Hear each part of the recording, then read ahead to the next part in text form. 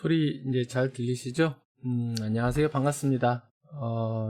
우리 이제 협회 평가 교육에 관한 거 오늘 32번하고 이제 33번 진행할 차례죠. 그래서 오늘 같이 좀 진행해 보도록 그렇게 하겠습니다. 소리 잘 들리시죠? 특별히 아마 제가 봤을 때는 크게 문제 없을 것 같아요. 제가 미리 조금 우리 직원들하고 테스트를 좀 했거든요. 그래서 아마 정상적으로 소리 잘 들어가고 문제 없을 겁니다. 오늘은 저희가 평가 32번하고 그 다음에 33번하고 그렇게 좀 저희가 진행하도록 그렇게 할 겁니다.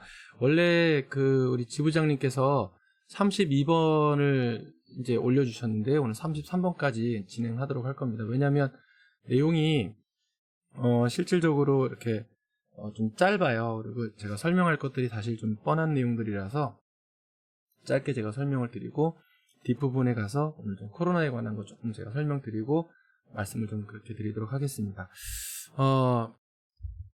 오늘은 32번 그러니까 이제 수급자의 기능 상태에 따라서 이제 세면이나 구강 또는 몸단장이라든지 그런 목욕 서비스를 제공하는지에 대해서 지금 저희가 이제 보도록 그렇게 할 텐데요.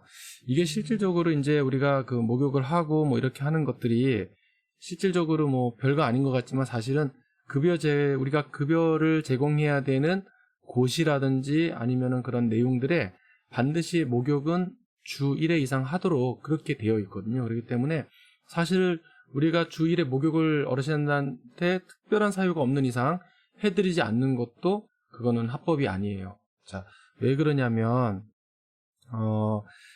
그게 고시에 나와 있기 때문에 그런 거예요. 그래서 고시에 나와 있기 때문에 평가라고 하는 거는 흔히 말하면 우리가 갖고 있는 고시나 어떤 내용을 잘 따르고 있는지 없는지를 확인하기 위해서 지금 하는 거잖아요. 그러다 보니까 그런 내용들이 있어서 오늘 제가 그 내용들에 대해서 하나하나 살펴보도록 그렇게 할 겁니다.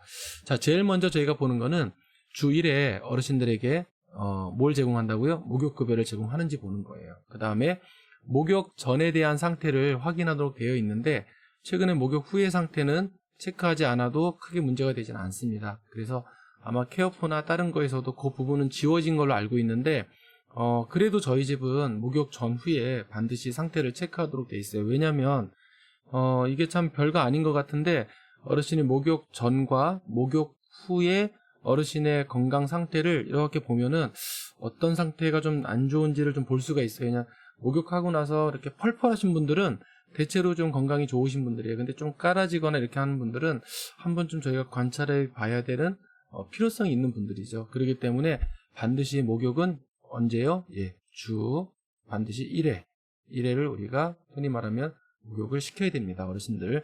뭘로 확인할까요? 이거는 단순하게 관찰만 하는 것이 아니고요. 거기에 반드시 급여 제공 기록지라든지 내지는 목욕 일지를 통해서 목욕을 했는지 안 했는지 확인하도록 그렇게 되어 있습니다.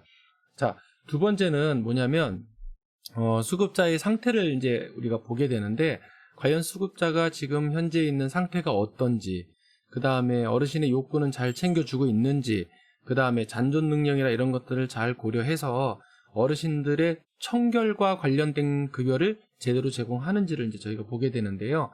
제일 먼저 이제 우리가 첫 번째 봐야 되는 것 중에 하나가 뭐냐면 그거예요. 여기서는 관찰하고 면담을 합니다.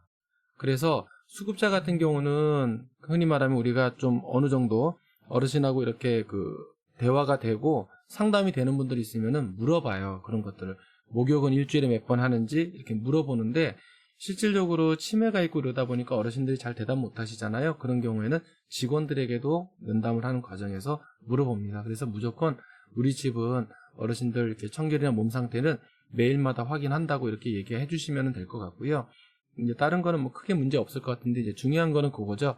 청결 서비스에 대한 거죠. 세면은 하는지, 구강 관리 하는지, 목욕은 어떻게 하는지, 요거는 실질적으로 저희가 목욕 같은 경우 그날 만약에 목욕자가 없으면 안 하고 기록만 보게 돼요. 근데 문제는 세면이나 구강은 우리가 그 사람들이 왔을 때 볼 수밖에 없잖아요. 이 평가를 담당하시는 분들이. 그렇기 때문에 세면할 때 어르신이 스스로 할 수 있도록 최대한 해주셔야 되고 정말 와상인 경우를 제외하고는 어르신이 스스로 할 수 있도록 최대한 옆에서 배려해주고 우리는 수건만 들고 있으면 돼요. 그리고 어르신 어느 쪽에 비누가 묻었어요. 이렇게 얘기해서 어르신들이 이렇게 스스로 세면하고 다 할 수 있도록 그렇게 하고, 양치질도 저희가 이렇게 치약을 짜서 드리면 어르신이 직접 할 수 있도록 해드리고, 틀니 같은 경우는 어르신이 못 하잖아요. 그래서 틀니 관리 어떻게 하는지 이제 그 뒤에 가면 나오니까 한 번 더 제가 설명을 해드릴 거고요.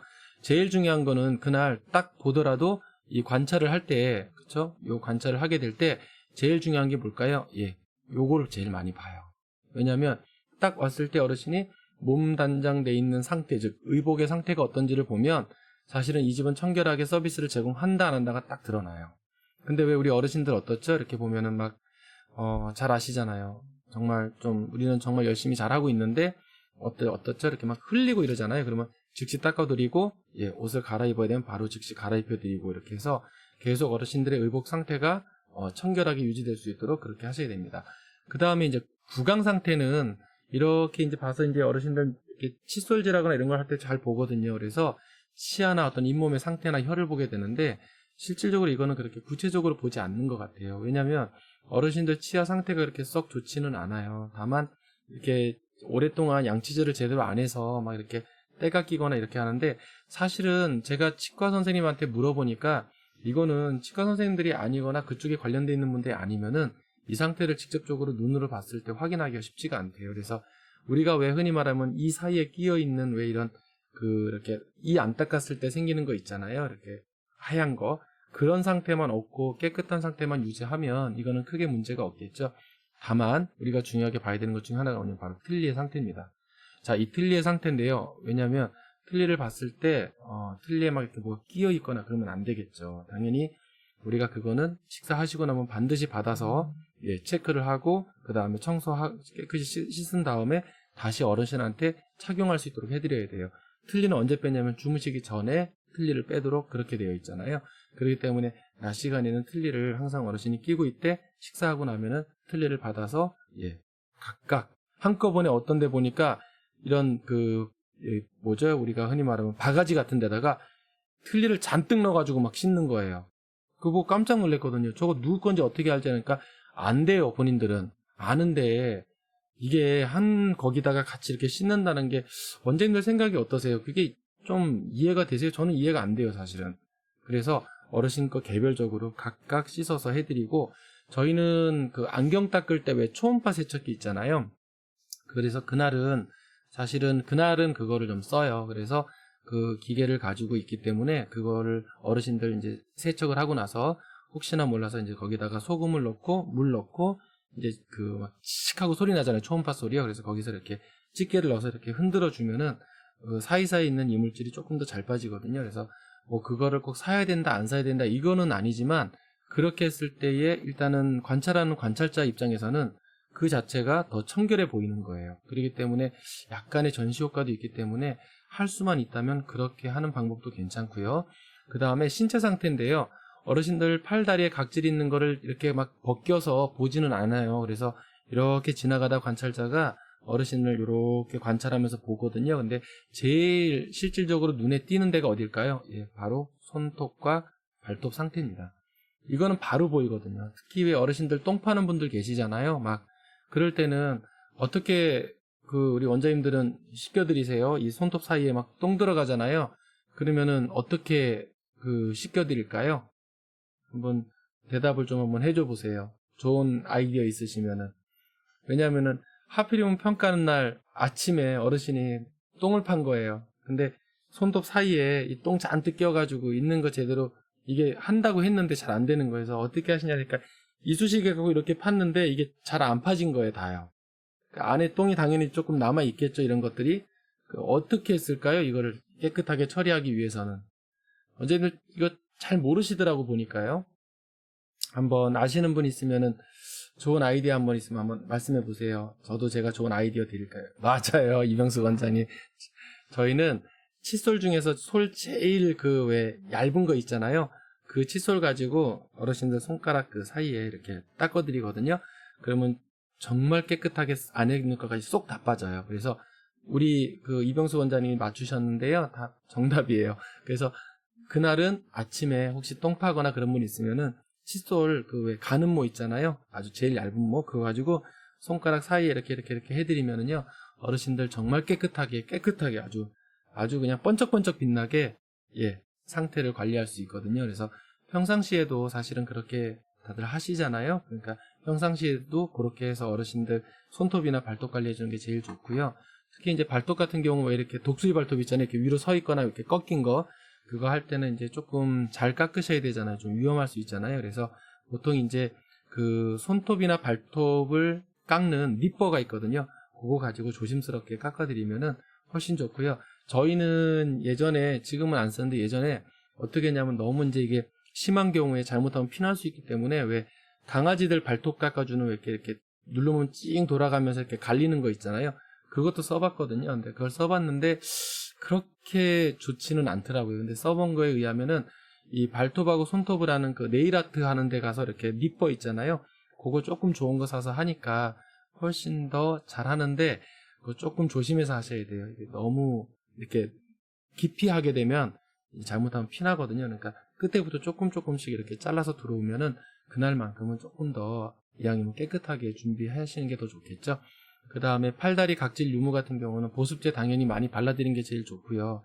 특히나 이제 여름이나 이럴 때는 괜찮은데, 봄이나 가을에 이제 평가를 받는 기관들은 반드시 팔다리 각질을 정확하게 보셔야 돼요. 그 다음에 뭐 피부 같은 경우 아까 얘기한 대로 저희가 그 보습제 발라드리면 되고, 그 다음에 머리라든지 이런 거는 미리 우리가 평가 있기 전에, 그날은 이제 자원봉사자들 다 계시잖아요. 머리 깎아주시는 분들, 그분들 오시라 그래서 이제 그날 머리 미리 깎아 놓고, 어르신들 주무시고 나면 또 머리 붕 뜨는 분들 계시잖아요. 그럴 때는 우리 그 스프레이 있잖아요. 그거 해서 이렇게 어르신 머리 빗겨드리면 그날만큼은 크게 문제 없이 잘 준비할 수 있을 거라고 생각합니다.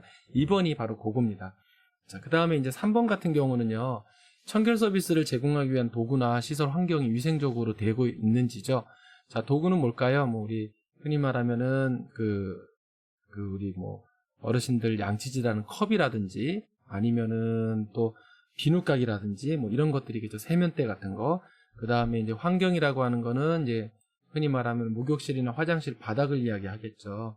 그래서 그런 걸 위생적으로 관리하는지를 이제 보게 되는데요. 특히 이제 화장실이나 세면 도구에 얼마나 위생적으로 관리하나를 하나하나 이분들이 와서 관찰을 하실 거예요. 그때 중요한 거는 곰팡이나 물때 같은 거 있죠. 이런 것들이 목욕탕 바닥이나 벽에 있으면은 당연히 우리 원장님들이 보시기에도 어때요? 야, 저거는 좀 아니야 라고 얘기하지 않겠어요? 그래서 항상 평가하기 전이라도 우리가 수시로 일주일에 한 번 정도는 그런 물때 같은 것들을 좀 제거하고, 곰팡이가 있는지 없는지 닦아주는 게 제일 중요하겠죠. 그래서 곰팡이 없애는 건 다 잘 아실 거예요. 그래서 뭐 이거는 광고는 아닌데요. 그냥 다이소 가시면 싸게 우리 살 수 있는 것들 많잖아요. 곰팡이 같은 거 없애는 거. 그런 거 이렇게 해놓거나, 아니면 물티슈에다가 락스를 묻혀서 이렇게 붙여놓으면은 또 싹 없어지거든요. 그래서 그런 방법도 있기 때문에 원장님들이 사전에 곰팡이나 물때는 하루 전날 한 번 더 체크하시는 게 제일 좋을 것 같습니다. 왜냐면은 저도 그전에 이런 거 잘 몰랐는데, 이제 이 일을 하다 보니까 벌써 저도 이제 10년이 넘어갔잖아요. 그러다 보니까 당연히 그런 것들에 대해서 사실은 고민하게 되더라고요. 그리고 이제 그런 어떤 다른 우리 뭐 협회 기관은 아니더라도, 협회 기관도 포함되겠죠. 이렇게 가서 봤을 때 화장실 가서 이렇게 보면은 좀 위생적이지 못하면은 이제 다른 것도 위생적이지 못하다는 선입견이 생기더라고요. 그렇기 때문에 이날만큼은 곰팡이나 물때가 없도록 깨끗하게 정리해 놓는 게 가장, 제가 볼 때는 청결을 유지하는데 가장 좋을 거라고 생각을 합니다. 그 다음에 이제 세면대에 어떤 그런 비누라든지 아니면 수건 상태 같은 거 있잖아요. 이런 것도 미리 좀 보시고, 평상시에도 감염 예방을 위해서 사실 이거 잘 정리정돈 해놓는 게 좋거든요.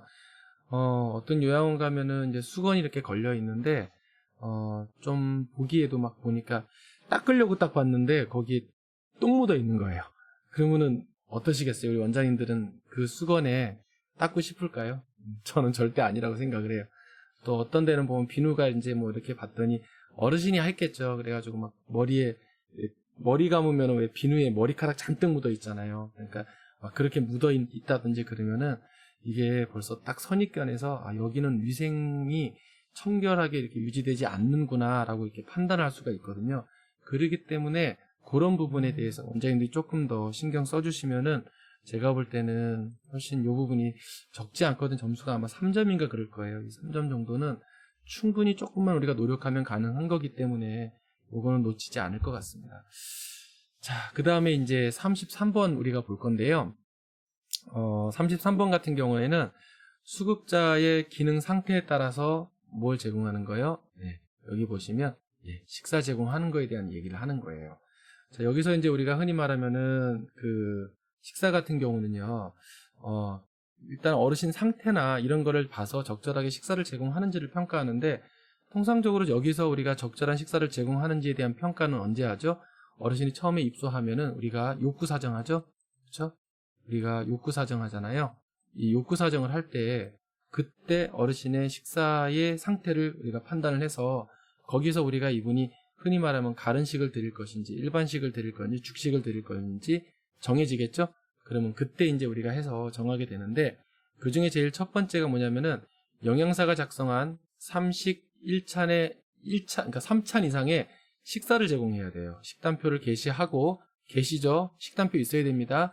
그 다음에 보온 상태로 음식을 제공하는지예요. 중요한 거는. 여기서 중요한 건 뭘까요? 첫 번째는 영양사가 작성을 해야 되고, 자, 1식 3찬이어야 되고, 식단표를 게시해야 되고, 음식이 따뜻한 상태에서 제공이 돼야 돼요. 자, 여기서 우리가 따뜻한 상태에서 제공을 해야 되는데 재밌는 건 뭐냐, 냉면을 따뜻한 상태에서 제공하는 거는 아니겠죠. 그래서 여기서 보온 상태라고 하면은 통상적으로 이제 밥이나 국 같은 것들이 식지 않게 제공이 되는지를 보는 거예요. 그래서 그렇게 해야 되는데, 보통 영양사를 두지 않고 우리가 그 식사를 제공하잖아요. 이제 그런 기관이 있고 아예 위탁으로 식사를 제공하는 경우가 있는데, 위탁했을 경우에는 어떻게 되나요? 거기에 소속돼 있는 영양사가 식단을 작성을 했는지를 확인을 하겠죠. 그럼 사인을 해야 되고, 그 다음에 그 업체하고의 계약서하고, 그 다음에 자격증, 그 다음에 협약서, 이런 것들을 쭉 이제 보겠죠. 그러나 이제 우리가 건강보험이나 아니면 보건소에서 제공한 경우에는 영양사 자격증을 가지고 있지 않아도 돼요. 상관이 없습니다. 다만 우리 협회에서 제공받는 경우 있잖아요. 그런 경우에는 반드시 뭐예요? 협회나 기관으로부터 식단표를 받는 경우에는 협약서와 영양사 자격증 사본을 가지고 계셔야 돼요. 그래서 일단 우리 협회에서 제공되는 것들 있잖아요. 그 협약서 작성을 한 거를 가지고 계셔야 되고, 그 다음에 우리가 회원이라고 하는 거 필요하신 경우에 말씀하시면 보내드릴 거예요. 그거랑 영양사 자격증 사본. 이거는 간사님이 아마 다 올려놓으셨고요. 얘기하시면 또 보내드리기도 하거든요. 그래서 없는 기관은 꼭 얘기하셔서, 내년에 평가잖아요. 그죠? 사전에 협회 거 쓰시는 분들은 미리 말씀하셔서 자격증 사본을 받아 놓으셔야 돼요.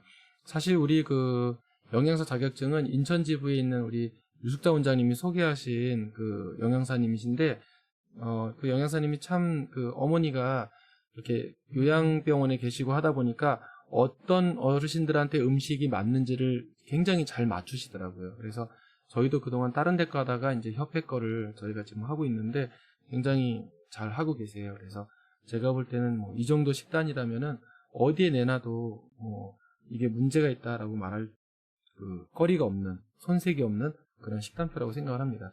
그 다음에 이제 아까 우리가 일식 3찬이라고 그랬잖아요. 일식은 뭘까요? 밥하고 국을 합해서 일식이라고 얘기를 하는 거예요. 거기다 플러스 뭐라고요? 3찬 이상의 그 3가지의 반찬을 이제 가지고 있어야 되는데요.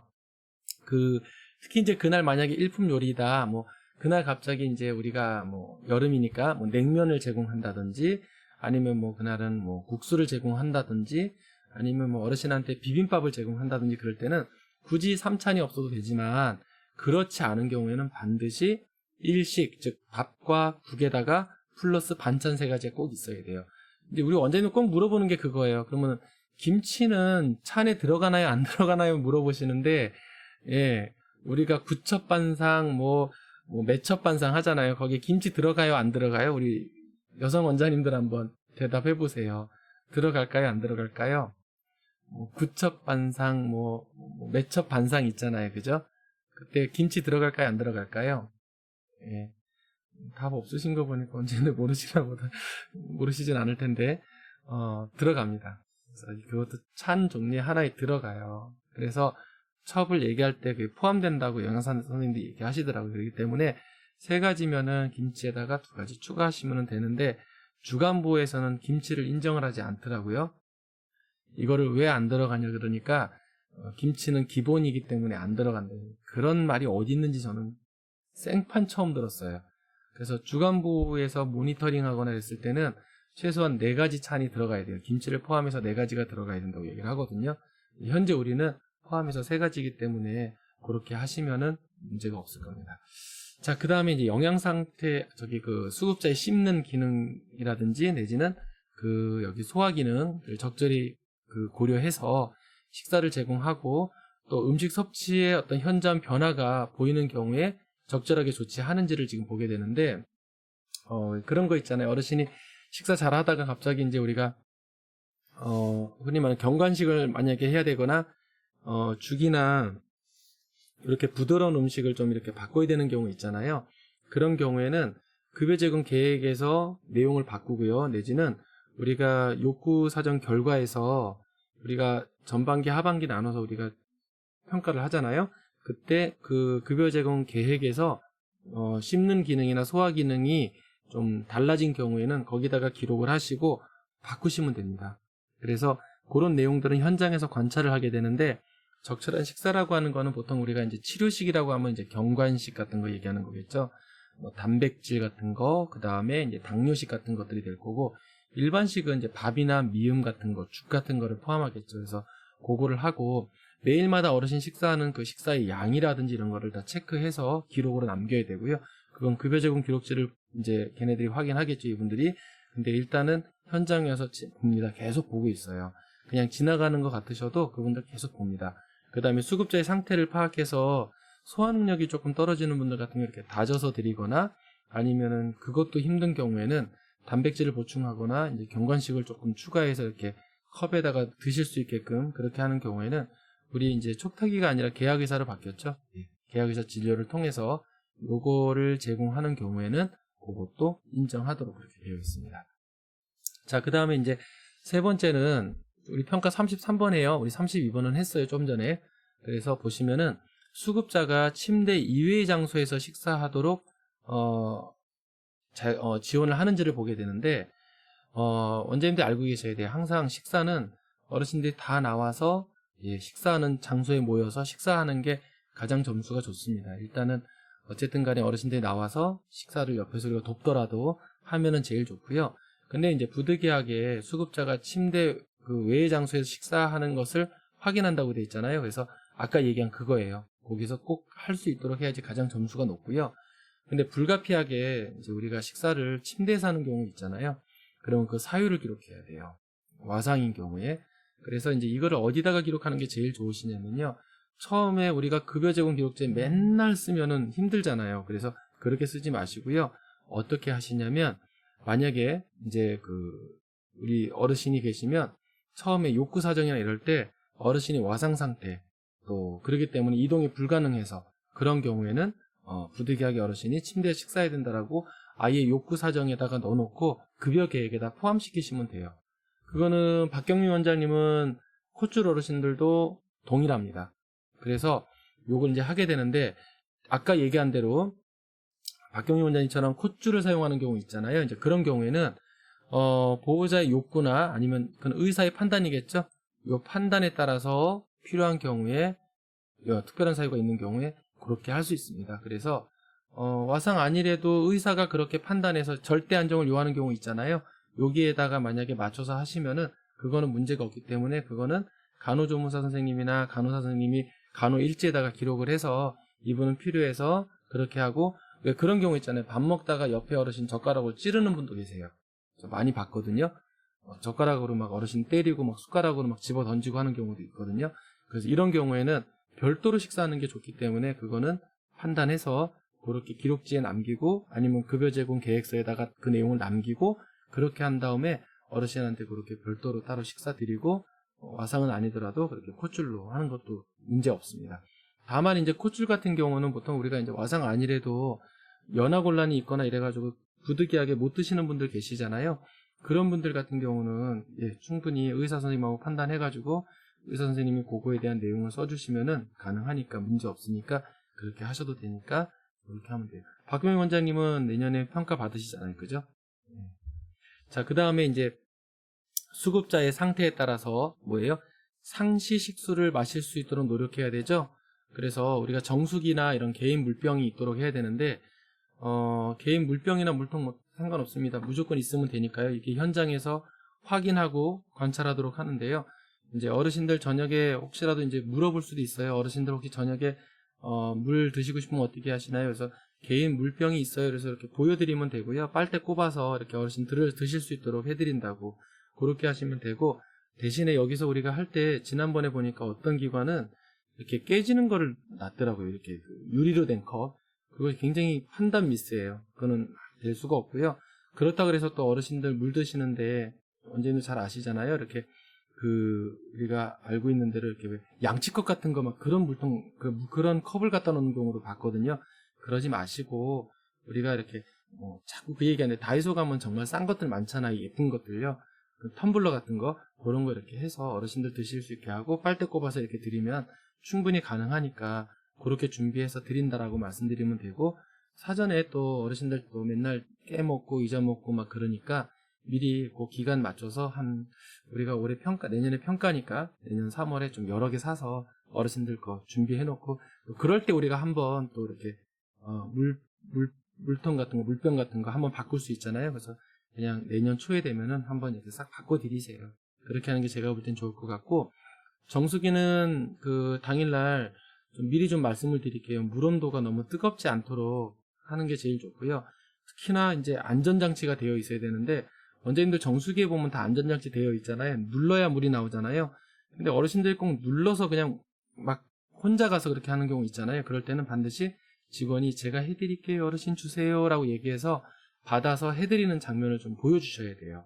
그래서 어르신이 가가지고 뜨거운 물을 함부로 눌러서 물을 빼지 않도록 그렇게 좀 해주시는 게 좋고, 물 온도는 정수기 하시는 분들 오시면은 조절해달라면 그 안에 조절하는 게 있거든요. 그래서 그날 좀 해서 너무 뜨겁지 않게, 우리 실질적으로 물 온도가 거의 한 80도까지 올라갈 때가 있거든요. 어르신들 100% 화상이 있거든요. 그날만큼은 한 40도 정도로 낮춰도 충분히 크게 문제 없고, 40도 정도 낮춰놓으면은 좋은 점은 뭐냐면, 원장님들 우리 잘 아시잖아요. 뭐가 될까요? 전기료를 아낄 수 있어요. 그러니까 그렇게 하시면 되고, 특히 이동이 불가능한 어르신들이 있죠. 이런 분들 반드시 개인 물병을 제공하도록 되어 있기 때문에, 와상인 경우에는 어르신 그 옆에다가 직접 본인이 못 드시더라도 그 옆에 물병을 이렇게 갖다 놓고 아침마다 이렇게 해드리고, 점심에 또 한 번 이렇게 해서 바꿔드린다고 말씀하시면 거기서도 충분히 이해하실 겁니다. 자, 그 다음에 5번째죠. 수급자의 잔존 능력을 고려해서 식사를 스스로 할 수 있도록 지원하는 거죠. 이 자립에 대한 걸 보는 거잖아요. 그래서 기능 상태에 따라서 식사 도구를 활용하는지, 예를 들어서 편마비 된 분은 젓가락을 사용할 수 없잖아요. 그러면은 포크가 달려있는 숟가락 있죠? 포크 숟가락, 그거를 제공한다든지, 아니면은 왜 손에다 이렇게 끼어서 휘어있는 숟가락 있잖아요. 우리 지회장님이나 아니면은 같이 가셨던 원장님 계실까요? 일본에요? 일본에 같이 가셨던 원장님들이 지금 보니까 안 보이시네요. 같이 가셨던 원장님들 같은 경우 보셔서 알겠지만 숟가락이 이렇게 휘어져 가지고 식사할 수 있도록 그렇게 지금 해놓는 그런 숟가락 보셨잖아요. 장애인용 숟가락이 있거든요. 그래서 그걸로 제공하시면은 아무런 문제가 없습니다. 그래서 그걸로 제공해서 어르신들 드리게 해도 되고요. 또 그렇지 않은 경우에는 또 그때 우리가 봐서 이렇게 포크를 드린다든지, 그렇게 어르신이 스스로 할 수 있는 다양한 식사 도구들이 있잖아요. 그걸 사용해도 되고, 식탁의 높이들이 이렇게 조절이 돼야 돼서 어르신들 그 높이에 맞춰서 그렇게 해야 되는데, 부득이하게 그 어르신이 좀 상대적으로 키가 작거나 이렇게 그런 분들 같은 경우는 방석 있잖아요. 에어 매트, 우리 욕창 방지하는 왜 바람 넣어서 하는 이렇게 튜브처럼 돼 있는 거 있잖아요. 그걸 2개 정도 깔아서 식탁의 높이랑 이렇게 맞춰서 어르신들 식사 좀 자유롭게 할 수 있도록 해드리면 그런 거 다 인정하니까 충분히 가능할 겁니다. 그 다음에 특히나 이제 우리가 식탁에서 이렇게 드시는 분도 있겠지만 자리가 부족하거나 아니면 어르신이 휠체어에 앉아서만 이게 유지가 되는 분들 있죠. 그런 경우에는 이제 여기서 얘기한 대로 식탁에다가 왜 붙이는 우리가 왜 테이블 있잖아요. 예, 그거를 이용해서 하는 경우에도 문제가 없는데, 참고로 이제 원장님들이 계속 그걸 달아놓으면 또 안 돼요. 그건 식사하시고 나서 찰탁을 해서 따로 치워놨다가 해야 됩니다. 잘못하면 신체 구속에 오해가 있기 때문에 계속적으로 하는 경우에는 안 되겠죠, 당연히. 그래서 현장을 확인한 후에 인정을 하기 때문에 요거는 필요시에만 사용하시면 제일 좋을 것 같습니다. 자, 오늘은 이제 그 평가 우리가 전체에 대한 거를 이제 두 가지를 했어요. 32번, 33번을 했는데요. 이제 제 얼굴 나와도 되겠죠? 예. 자, 오늘 저희가 이제 같이 봤는데, 저는 이제 좀 그런 생각을 좀 한번 해보게 됐어요. 어떤 걸 해보게 됐냐면은, 오늘 일단은 평가에 대한 내용은 제가 설명 다 드렸습니다. 코로나 때문에 이제 저한테 질문을 좀 다들 많이 하시거든요. 인천 같은 경우도 우리 원장님 중에, 그러니까 저 톡으로 좀 주셨는데요. 오늘 들어와 계시는지 모르겠습니다. 톡으로 들어오셨는데, 엔젤 요양원 들어오셨나요? 저님, 그게 혹시 지금 여기에 계신지 모르겠네요. 엔젤 요양원이 안 보이네요. 네. 저한테 질문 주신 게 뭐냐면은, 코로나 검사 후에 48시간 내에 입소하면 되는 건지요? 라고 물어봤잖아요. 제가 밴드에 올려놨잖아요. 그래서 밴드에 보시면 뭐라고 돼 있냐면, 입소자나 어르신은 최대한 빠른 시간 내에 하신 분만 인정이 되는 거예요. 그러니까 입소 예정인 그 사회복지시설에 발급한 코로나19 진단검사 의뢰서를 가지고 입소 예정 당일 혹은 전일에 검사를 하셔야 돼요. 그래서 48시간이면 보통 통상적으로 얼마큼 되죠? 48시간이면은 거의 3일 정도 되거든요. 그렇기 때문에 그거는 인정 안 한다는 게 아니라 제가 볼 때는 우리 그 원장님들 실질적으로 요양원 운영하는데 제가 볼 때는 크게 그건 바람직하지 않다라고 생각을 하거든요. 그래서 당일날 오전에 검사하면 오후에 나오잖아요. 그러면 입소하든지 아니면 당일날 했다가 집에 계셨다가 격리해서 계셨다가 다음날 결과 나오면 그거 가지고 입소하면 문제가 없을 것 같습니다. 그래서 다른 거 혹시 또 궁금한 거 있으면은 말씀해 주시면은 제가 답변 드리도록 할게요. 저희 협회 여기 그 협회 회원 원장님 중에 이번에 코로나 때문에 고생하시는 분들이 토탈 두 기관이 계셨어요. 그래서 처음에 시작하자마자 이제 우리 서울에 있는 굿모닝 그 공생 우리 원장님이 조금 고생을 많이 하셨는데요. 굉장히 도와드리려고 여러 가지 어떤 그런 방법들을 찾아봤는데 결과적으로는 공단도 우리를 도와주는 게 없고 시청도 도와주는 게 없어요. 시청도 한 번 소독해주고 두 번째부터는 우리 보고 돈 내라고 이렇게 얘기했다고 얘기하시더라고요. 그리고 나서는 아무것도 없었거든요. 그리고 이제 또 어떤 뭐 중소기업이나 이런데 중소기업청이나 이런데 가가지고도 이제 계속 물어보고 했는데 결과적으로는 도움 줄 수 있는 게 있느냐 했을 때 하나도 없다라고 얘기하시더라고요. 그래서 지금 현재 우리 그 협회 기관에서는 두 군데 기관이 지금 그런 상황이 됐는데, 근데 제가 보면서 참 안타까운 게 그거예요. 이 사람들이 그런 게 걸리면은 같이 도와주고 위로해주고 응원해줄 수 있는 그런 환경이 만들어져야 되는데, 딱 걸리니까 하는 얘기가 뭐 우리 협회 아니라는 식으로, 우리 협회 얘기가 아니라 다른 협회 이야기거든요. 아니라고 막 하면서 이제 뭐 그러면서 화를 빼는 거예요. 너무 야비하지 않아요? 정말 우리가 비록 협회 회원이 아니라 할지라도 도와드려야 되고 같이 응원해드려야 되고 필요한 게 있어서 뭔가 요구할 때는 저희들이 구해서 갖다 드리는 게 맞잖아요. 그죠? 근데 전혀 뭐 이런 거에 대해서 뭐 생각이 없어요. 그냥 단순하게 회피하기 바쁜 거예요. 자, 그 다음에 우리 호바비네 원장님네는 격리실 건축물을 본시설 외에 다른 것이 아니요. 격리실이 따로 있더라도 같은 필지 안에 있어야 돼요. 이게 아예 이렇게 떨어져서 있으면 안 되고요. 같은 필지 안에 있어서 그게 하나의 부속 건물이라고 인정이 돼야지만 예, 격리실로 인정이 되고 보통 이제 우리 박 원장님 경남 박 원장님네 같은 경우에는 그 옆에다가 바로 지으시는 거잖아요. 그런 경우에는 문제 없습니다. 그건 충분히 가능하고 격리해도 그쪽 건물로 옆에 아예 별도로 떨어진 건물 옆에 바로 옆에 붙여서 만약에 지었다 그러면은 뭐 크게 문제 없는데 아예 이게 완전히 필지를 달리하는 경우에는 또 인정이 안 되니까 필지 안에 있는 곳에다가 하시면 문제가 없고요. 우리 성 원장님 같은 경우는 주간보에 계시는 분이 원으로 들어올 때도 당연히 코로나 검사 해야 됩니다. 무조건 코로나 검사를 하셔야 돼요. 일단 시설로 들어오는 분들은 그 전에 어딜 했던지 간에 무조건 해야 되는데 왜 제가 이 주간보에 있던 분들 검사해야 된다고 얘기하냐면 우리 굿모닝 요양원이 그 처음에 우리 한번 서울에서 난리 났었잖아요.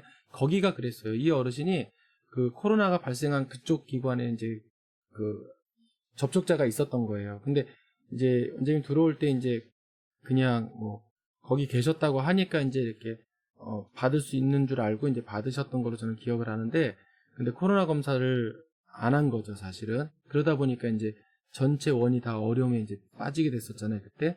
그래서 제가 볼 때는 주간보에 계시다가, 그러니까 병설로 하더라도 주간보에 계시다가 우리 원에 오면은 나중에 화근을 없애기 위해서 책임 소재를 분명히 하기 위해서는 반드시 검사를 해서 입소를 잡는 게 맞고요. 직원도 똑같습니다. 어르신에 준해서 검사하고 들어와야 되는데, 지금 우리 그 요번에 고양시에 있었던 우리 원장님은 그 요양보호사가 그 지금 알고 있는 그 교회 있잖아요. 지금 문제가 되는 지금 교회 몇 군데 있잖아요. 거기에 있는 분하고 접촉한 상태에서 계속 근무를 한 거예요. 증상이 좀 있었다 그래요. 그러면 있으면 본인 스스로가 안 나오셨어야 되는데 지금 그거를 사실은 어긴 거죠. 그래서 이게 까딱 잘못하면은 네, 코로나 검사하고 성 원장님 코로나 검사하고 그리고 나서 결과 나온 다음에 그 결과서가 나오잖아요. 그거 가지고 입소하셔야 돼요. 예. 그래서 지금 그 우리 여기 고양시에 있는 원장님 같은 경우는 그 교회에 다니시는 분이었잖아요. 그래서 그 교회에 다녔는데 이제 본인이 조금 증상이 있었던 것 같아요. 제가 얘기 들어보니까 제가 그 전에 이미 알고 있었거든요. 그래서 있는데 제가 볼 때는 그분이 좀 몸 상태가 그러면은 출근을 안 하셨어야 되는 게 맞는 거예요. 근데 일단은 해서 그렇게 정말 시설을 어려움에 빠지게 되고 거의 패닉 상태에 빠지게 하는 거는 그거는 그 요양보호사의 윤리적인 문제도 저는 있다고 보거든요. 그렇기 때문에 제가 볼 때는 하여튼 어르신이든 아니면은 그 직원이든 반드시 당일날 내지는 전일날 검사를 해서 이상이 없다라는 확인을 받고 입소를 받으시는 게 저는 원장님들이 가장 불안하지 않게 갈 수 있다고 보거든요. 아무리 잘해도 지금 제가 볼 때 이 코로나를 막는다는 거는 정말 우리 시설에서 정말 어려운 일 중에 하나예요. 다 차단을 해도 선생님들이 일단 출퇴근하는 이상은 그거는 어쨌든 간에 자유로울 수가 없거든요. 그래서 저희 집 같은 경우는 뭐 우리 간사님이 들어와서 지금 보고 계신지 모르겠는데 간사님 계시나요? 간사님 계신 걸로 알고 있는데 저희 원 같은 경우 다 아시잖아요. 이제 전부 다 선생님들 근무 중에도 마스크 끼시거든요. 마스크 끼면 더워요, 사실은. 그래서 좀 에어컨도 계속 틀어놓기도 하고 하는데 오늘은 좀 안 트셨더라고요. 제가 손님이 와가지고 요양원 그 앞에 나가서 따로 만났거든요. 그래서 마스크도 원에서 쓰고 있고 간사님 혹시 우리 원에서 어떻게 하는지 조금 글 올려주시면 올려주세요. 제가 계속 얘기할 테니까요. 그래서 퇴근 후에 자택에서 격리하도록 해요. 다른 데 나가라고 말씀을 안 드려요. 그거 이미 저희가 올 1월달 지나서 명절 지나자마자 직원들한테도 제가 말씀드렸던 게 따로 어디 가지 마시라고. 교회도 되도록이면은 제가 목사니까 말하기 참 곤란하지만 되도록이면은 안정될 때까지는 가지 마시라 해서 한동안 안정돼 가지고 잠깐 교회 다니셨다가 또 지금 중단된 상태거든요. 그래서 그런 것들 사전에 직원들한테 계속 교육을 좀 해주셔야 돼요.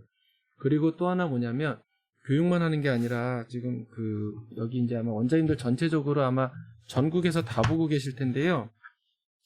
저희 고양시는 이제 이렇게 보시면 요 수첩이 이렇게 있잖아요. 그때 한번 보여드렸잖아요. 요 수첩을 기록하도록 되어 있거든요. 그래서 여기 보시면은 이렇게 해서 자기가 누구를 만나고 이런 식으로 누구를 만나고 이렇게 해가지고 다 기록을 해서 다 기록을 해요. 그래서 선생님들이 이거 다 쓰면은 저희 복지사님이죠, 그러니까 간사님이죠. 이거에서 1대1로 교환을 해요. 그래서 선생님들이 그걸 어떻게 했는지를 제가 여기다가 다 확인을 하고 누락하거나 내지는 혹시라도 허위로 기재하는 경우에는 저희가 구상권 청구한다고 말씀드렸어요, 직원분들한테. 왜냐면 이거는 약속이거든요. 약속이기 때문에 반드시 기록하라고 하는데 다 기록하고 계시고 정말 열심히 기록하세요. 간사님 올려주셨는데 맞아요. 집하고 요양원 외에 다른 곳은 전혀 방문할 수 없게 제가 해놨거든요. 그래서 다들 선생님들 정말 저희 직원들 되게 고생 많이 하세요. 정말 어디도 못 가요. 그래서 꼼짝 못하게 있는데, 그 정도로 조금 우리 원장님들이 좀 강하게 조금 해주셔야지 일단은 저희가 조금이라도 더 예방이 될 수 있다고 보거든요. 그래서 힘드셔도 일단은 우리가 이게 좀 꺾일 때까지 지금 2.5단계잖아요. 요번 주에 그 200명 이하로 떨어지지 않으면은요, 제가 볼 때는 3단계로 갈 수밖에 없어요. 왜냐하면 지금 상황에서 더 이상 떨어지지 않는다.